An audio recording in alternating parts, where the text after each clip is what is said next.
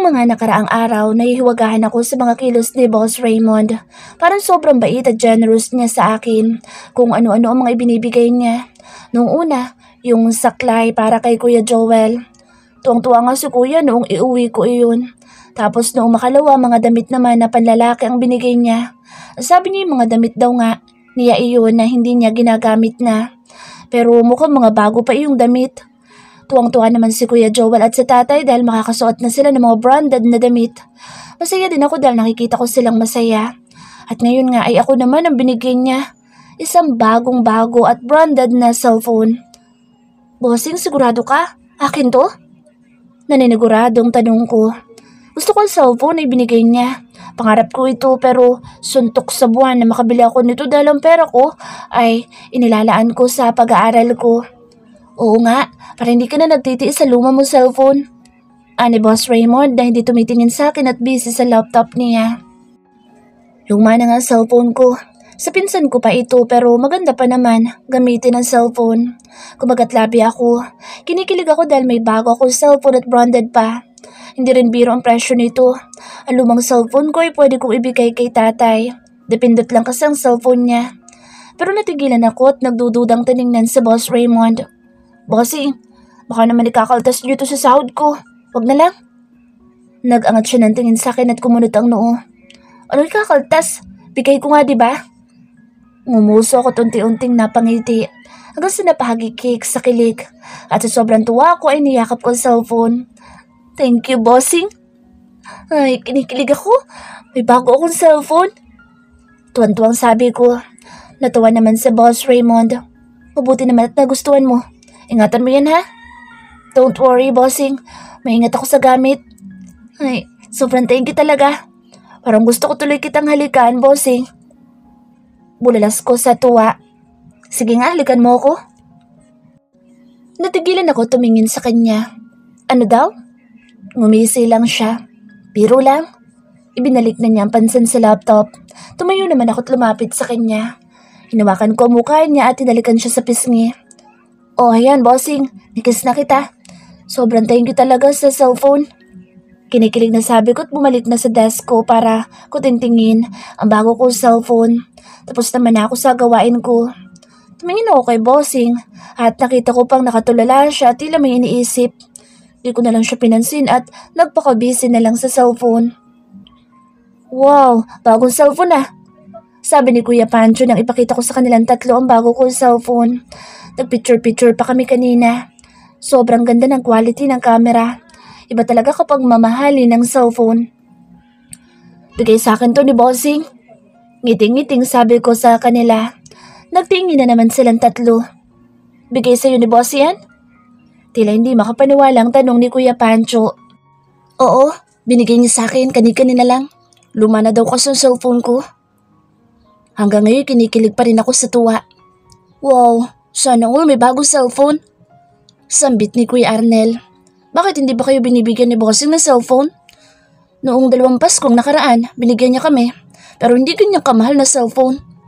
Sabi ni Kuya Omar. At least binigyan niya pa rin kayo. Ang bait-bait pala ni bossing, no? Sabi ko. Mabait naman talaga si bossing sa mga taong masunurin sa kanya. Pero nagtataka ako. Bakit kanya binigyan ay hindi ka naman mabait sa kanya? Palasagot ka pa nga. Sabi ni Kuya Pancho na sinang-ayunan pa ng dalawa. Tanasan ko sila ng kilay. Hoy, mabait ako, no? Mabilis ko natatapos ang trabaho ko ng pulido at lagi pa akong maagang pumapasok. Pero 2 buwan ka pa lang na secretary ah. Tapos may mamahaling cellphone ka na? Ang unfair naman. Sabi ni Kuya Omar. Kay bossing ko yung magreklamo, no? Makabalik na nga sa office. Tapos ng break ko. Iniwan ko na sila at lumabas na ng kantin para umalik sa office. Baka may ipagagawa sa akin sa bossing. Nasa mood ako ngayong magtrabaho. Sinundan ng tingin ng tatlo ang papalayong secretary ng boss nila. Di ba kayo nagtataka kay bossing? Parang sobrang bait niya kay Jenny. Sabi ni Arnel. Di naman nakapagtataka yun. Mabait din naman si boss kay Maricel at binigyan din niya yun ng regalo. Sagot ni Omar. Si Maricel, matagal-tagal ng secretary na boss at mabait iyon. Di gaya ni Jenny na 2 buwan pa lang niyang secretary at pala sagot pa. Ani Pancho, pati siya'y nahihiwagaan sa ikinikilos ng amo sa secretary nito.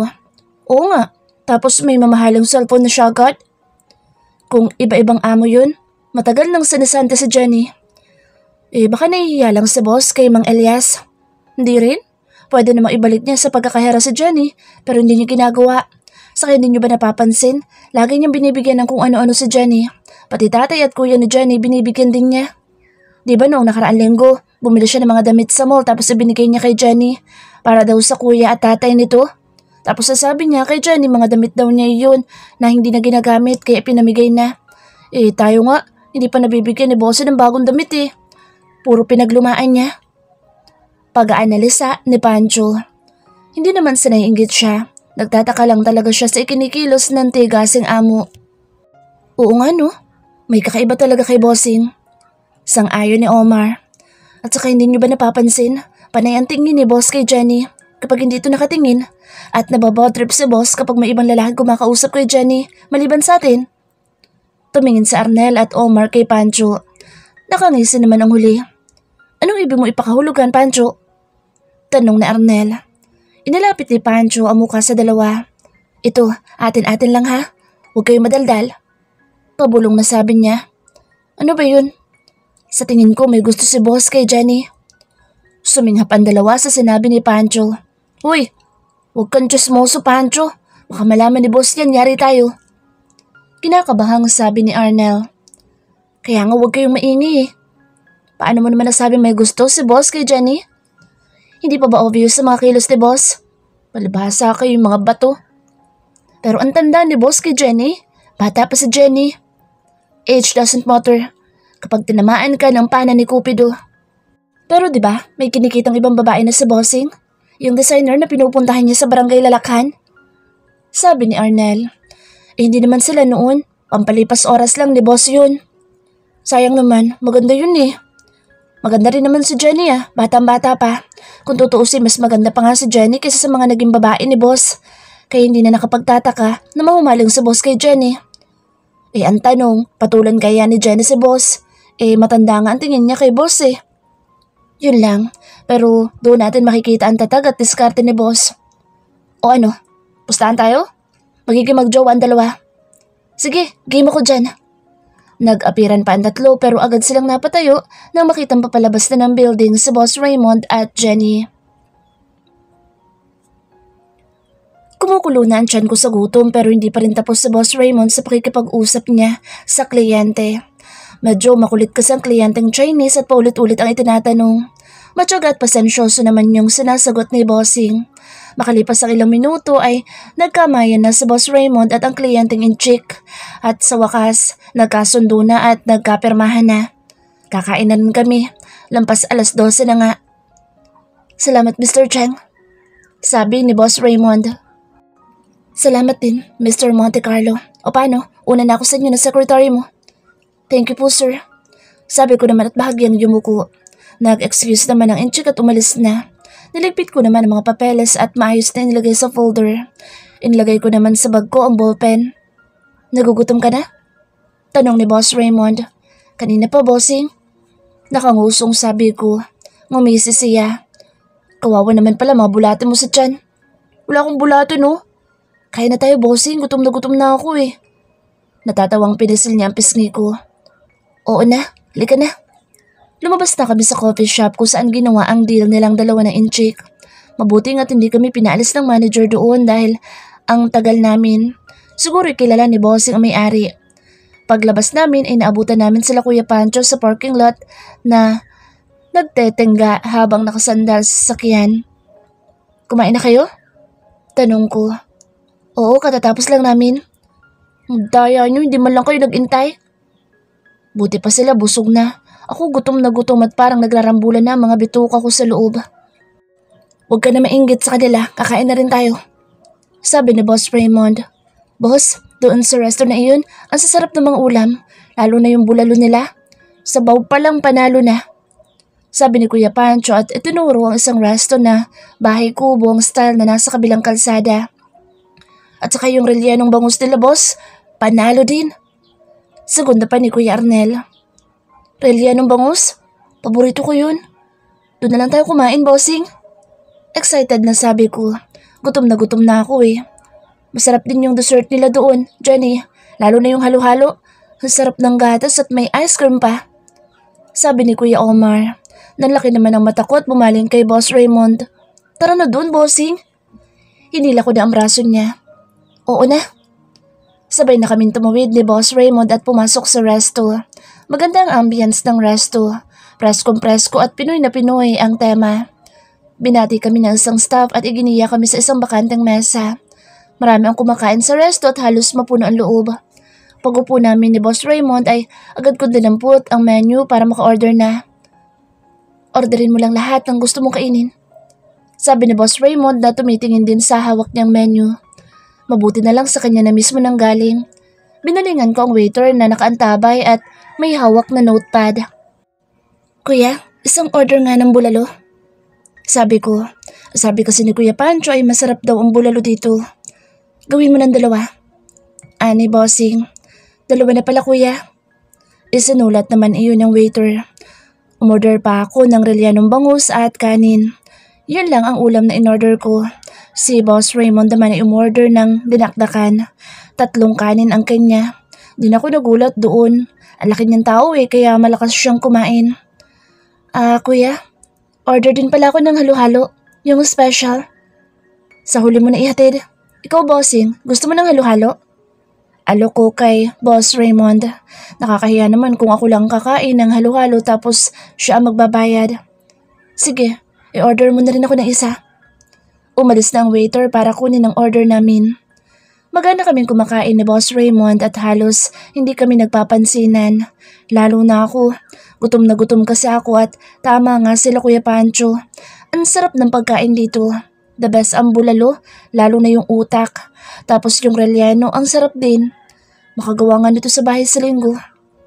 Hindi ka ba kumakain ng dinakdakan? Try mo, masarap. Alok sa akin ni Boss Raymond. Umiling-iling ako. Ayoko niyan, bossing, maanghang. Hindi naman masyado, try mo lang. Ipinagsandok niya ako at inilagay sa plato. Wala na ako nagawa kundi tikman iyon. Nag-effort siyang ipagsandok ako Ang anghang? Bulalas ko't dinampot ang baso ng malamig na tubig at uminom. Tawa naman siya ng tawa. Napasimangot ako. Mukhang pinagtripan lang niya ako. Mabuti na lang gwapo siyang tumawa at mabuti na lang gutom ako ngayon. Pagkatapos namin kumain ay dumating ng in-order naming halo-halo. In fairness, masarap nga ang halo-halo. Hindi masyadong matamis at makrema. Nagustuhan nga ni bossing Kung ano ang gutom ko kanina, siya naman busog ko ngayon. Salamat sa libre, bossing. Sabi ko habang hinihintay namin ang bill. Nginisian lang niya ako. Pero bossing, may isa pa akong hirit. Ano yun? Magpapa-take out ako ng isa pang halo-halo. Merienda ko mamaya. Sabi ko at matamis na ngumiti para hindi niya ako tanggihan. Napaawang naman ang labi niya. Kakakain lang natin ng pananghalian, merienda na agad ang iniisip mo. Ngumuso ako. Sige na, bossing. Isang halo-halo lang. Nabitin ako sa halo-halo Oo na. Kaya pagdating ng waiter na may dala ng bill ay nagpa-take out ako ng isang halo-halo. Isinama na niya iyon sa bill na binayaran ni bossing. Pagdating ng halo-halong tinake out ko ay saka lang kami tumayo sa mesa ni bossing. Raymond, babe! Natigilan ako nang biglang may lumapit na magandang babae kay Boss Raymond at hinalikan siya sa labi. Tila may kumurot sa puso ko nang masaksihan ang eksenang iyon. Napasimangot ako nang yumaka pa ang braso ng babae sa leeg ni Boss Raymond at mas idinikit pa ang katawan. Pero binaklas naman ni Bossing ang mga braso ng babae. Parang sumasama tuloy ang timpla ng mood ko.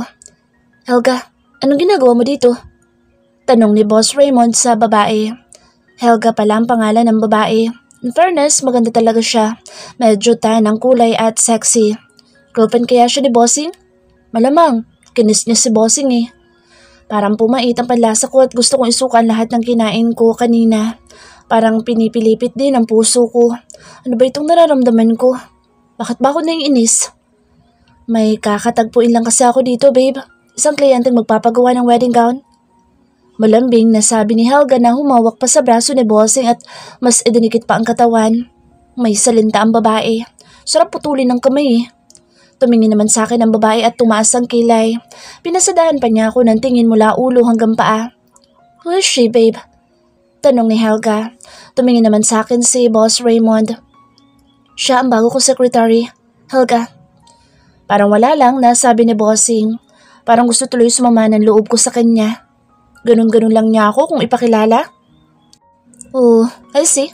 Anyway, kumain ka na ba? Sabay na tayo mag-lunch. Pabebeng sabi ni Helga na ngumuso pa. Sumingit na ako. Katatapos lang po namin mag-lunch, Mom. Actually, patapos na po kami at babalik na sa office. Marami pa po kasi kaming trabaho na iwan doon. Si Bossing po may meeting pang dadaluhan. Sabi ko, nawala ang ngiti ng babae.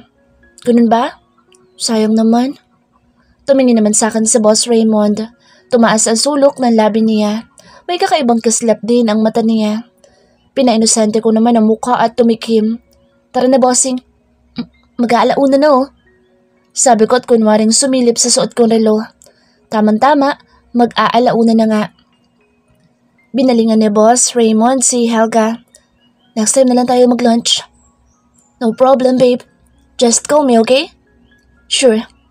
Humalik pa si Helga sa labi ni Boss Raymond pero bagyang ipinaling ni Boss Raymond ang mukha kaya sa pisngi naglanding ang uso ni Helga. Umikot naman ang mata ko. Kahit pagpasok namin sa sakyan ay nakasimangot pa rin ako. Halos pabalibag ko pa nga isinara ang pinto. May problema ba? Simangot na simangot ka. Nakangisim po na ni Boss Raymond. Wala, mainit lang. Labas sa ilong na sabi ko habang ikinakabit ang seatbelt. Di lakasan natin ang aircon. Nilakasan nga niya ang aircon. Sobrang lamig naman. Angal ko. Sabi mo nainitan ka. Natatawang sabi niya. Okay na yung kanina? Masungit na sabi ko. Sungit ah, problema mo. Nakataas ang kilay na tanong niya. Parang tuwang-tuwa pa siya. Wala, umalis na tayo. Pautos na sabi ko. Yes ma'am. Nakangising sabi niya. Napipila naman ako.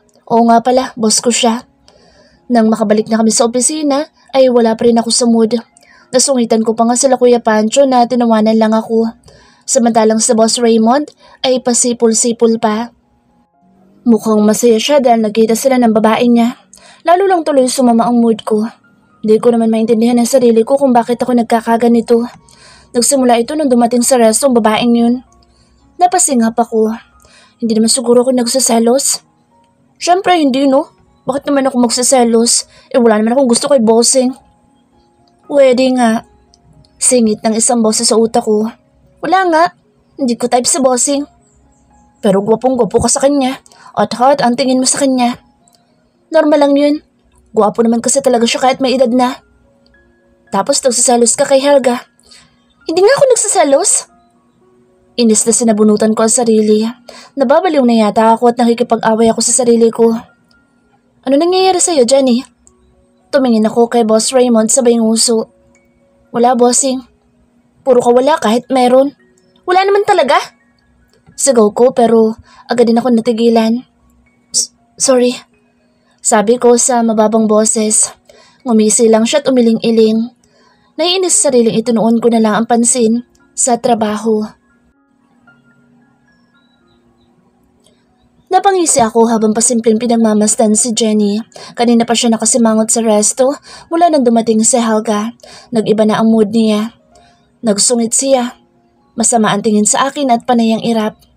Ngayon lang siya naging ganyan dahil may kausap akong ibang babae. Gusto kong umasang may gusto din siya sa akin. Doon naman siya magkakaganyan kung wala. Mukhang mas effective yata ang paraan ng pagselosan siya.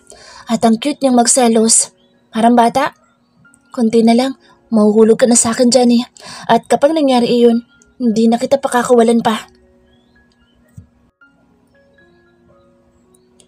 Nakasimangot ako habang mabibigat ang mga daliri na tumitipa sa keyboard. Patingin-tingin ako kay Boss Raymond na prenteng nakaupo sa swivel chair at nakapatong pa mga paa sa desk habang masayang nakikipag-usap sa cellphone. Alam ko namang hindi kliyente ang kausap niya kundi ang babae niya. Oras ng trabaho nakikipaglandian. Iwanan ko siya dito eh. Nakakainis. Oh, you're so sweet, Helga. You really know how to make me feel good. Umikot ang mata ko sa narinig. Lalong sumasama ang pakiramdam ko. Umiinit din ang ulo ko. Padaskol ko na pinipindot ang keyboard. Kulang na nga lang ihampas ko ito sa padar sa inis ko. O mas maganda kay bossing ko na lang ihampas para tumigil na siya sa kalandian niya. Jenny, dahan-dahan sa pagpindot. Masisira mo ang keyboard. Sata sa akin ni Boss Raymond. Pumikit ako ng mariin at tumugot ng malalim na hininga. Kalma lang, Jenny. Boss mo yan. I'm sorry, Helga. Yung sekretary ko kasi medyo bara-bara kumilos. Sinamaan ko ng tingin sa bossing. Talagang nagsumbong pa siya sa babae niya. Pagbulin ko pa sila eh. Lalo ko pang nilakasan ng pagpindot sa keyboard. Wala na akong pakialam kung masira ito. Sandali lang, Helga ha. Tumayo si Boss Raymond at lumapit sa akin. Anong problema mo, Jenny? Kulang na lang sirain mong keyboard ah. May problema ba? Sita niya sa akin. Sa lubong ang kilay niya. Mukhang naiinis na sa akin. Umugot ulit ako ng malalim na hininga para pawiin ang pait sa dibdib ko. Wala, bossing. Wala? Pero sa ikinikilos mo'y parang meron. Dudang sabi niya at namewang. Wala nga. Masama lang ang pakiramdam ko. Kumunot ang noo niya. Masama ang pakiramdam mo? Hindi ko inaasahan ang sumunod niyang ginawa. Idinampi niya ang palad niya sa leeg ko at noo. Damang-dama ko ang init ng palad niya. Bumilis ang tibok ng puso ko na tila nakikipagkarerahan. Di ka naman mainit ah. Ano bang nararamdaman mo? May himig ng pag-aalala sa boss niya. Ngumuso ako. Sakit yun dito ko. Sabi ko sabay turo sa tapat ng dibdib ko. Sandaling napaawang ang labi niya. Masakit ang dibdib mo? Dahan-dahan akong tumango. Masakit. Parang may tumutusok at iniipit. Bumuntong hininga siya. Gusto mo bandalin kita sa pagamutan? Umiling-iling ako. Hindi na kailangan.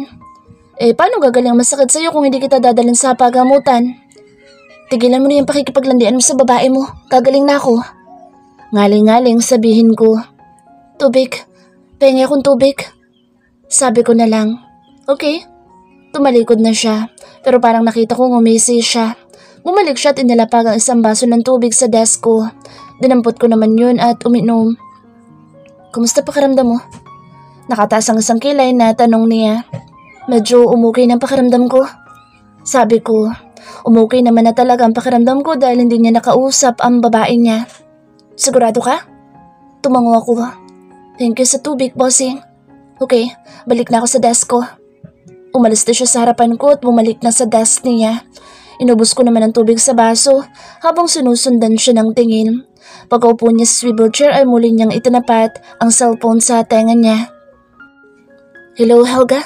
I'm sorry, may emergency lang. Ha? Ang sakit! Dahin ko at kunwaring hinawakan ng tiyan. Tumingin ako kay Boss Raymond. Nakatingin din siya sa akin kaya ginalingan ko pa ang pag-arte. Bossing, ang sakit talaga. Sabi ko na kunwaring namimilipit. Tumayo naman si Boss Raymond at lumapit sa akin. Ano na naman ang masakit sa'yo? Yung likod ko. Nakangawing sabi ko. Yung likod mo? Bakit siya nang hawak mo? Nakataas ang kilay na tanong niya. Ano ba sinabi ko? Oo nga, yung tiyan ko. Yun ang masakit. Saglit siyang nakatitig lang sa akin. Parang tinatansya niya ako. Kinabahan naman ako baka mahalata niyang umaarte lang ako. Masakit talaga? Marahan akong tumango. Masakit na masakit talaga. Nagpapaawang sabi ko. Tumawa siya ng malakas na ikinagulat ko. Parang kulog sa loob ng opisina ang tawa niyang malaki. Pinasil niya magkabila ang pisngi ko.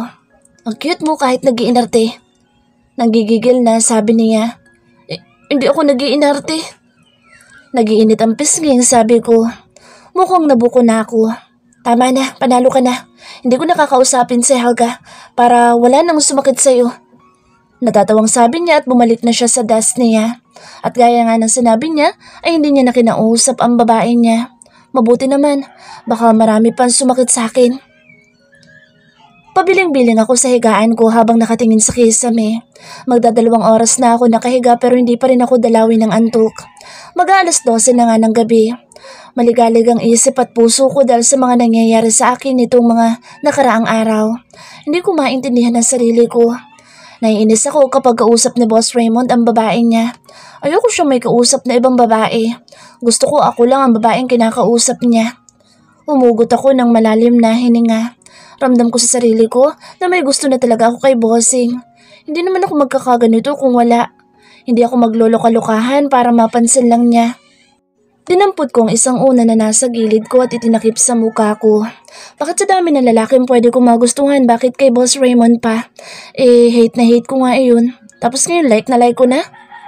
Inis na pinadyak-padyak ko ang mga paa sa kutsun ko.